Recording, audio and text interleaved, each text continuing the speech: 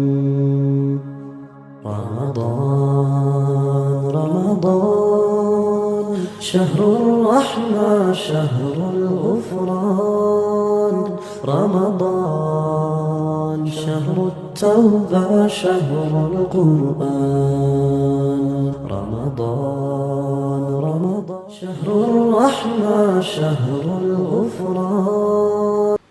Assalamu alaikum wa rahmatullahi wa barakatuh. Today is the last day of the first 10 days of Ramadan, and we're going to be discussing a very powerful and sensitive topic. Is pour your heart out to Allah, with our guest Aisha Abba. Assalamu alaikum, Sister Aisha. Wa alaikum assalam wa rahmatullahi wa barakatuh.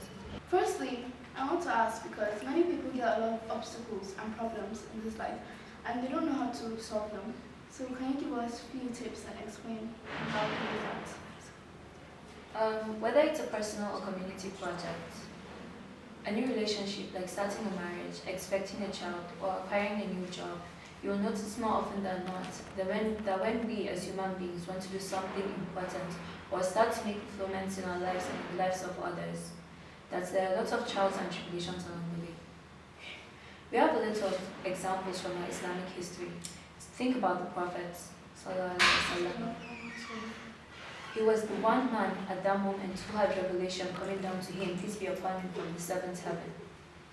He was the most beloved human being to Allah, yet he faced challenges and obstacles one after the other.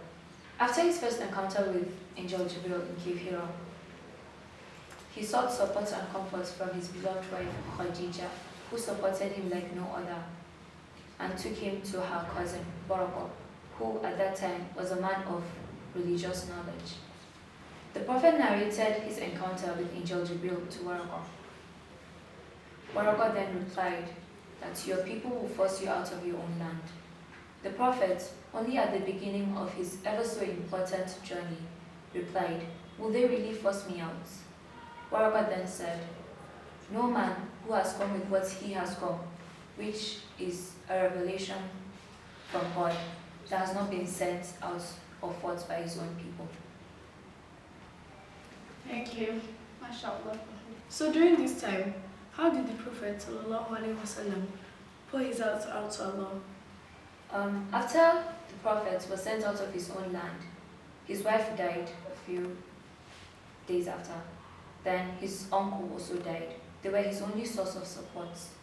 He was alone, he was tired, but then he did not give up. The Prophet then continued his journey to Al-Taif, which was a 100-kilometer walk for the Prophet at the age of 50.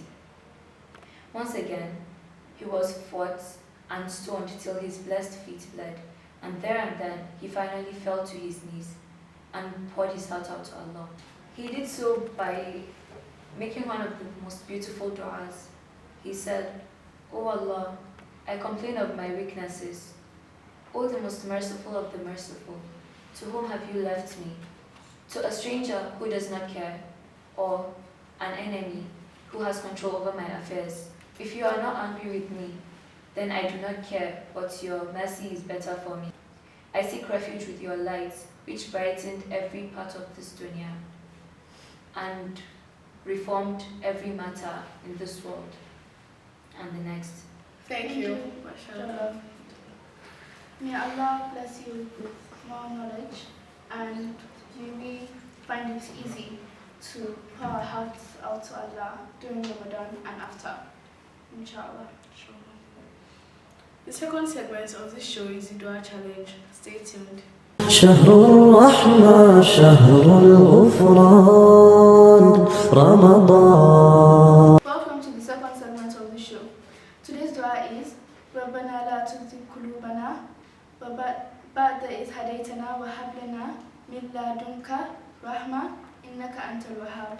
Again, ربنا لا تزغ قلوبنا بعد إذ هديتنا وهب لنا من لدنك رحمة إنك أنت الوهاب. Don't forget to follow us on Instagram, Twitter, Facebook, and YouTube. And don't forget to smash that like button. Ma'asalam.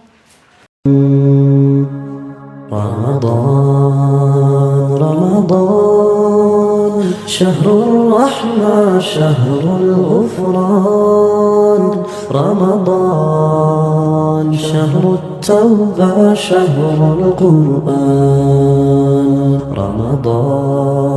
رمضان شهر الرحمة شهر الغفران رمضان شهر التوبة شهر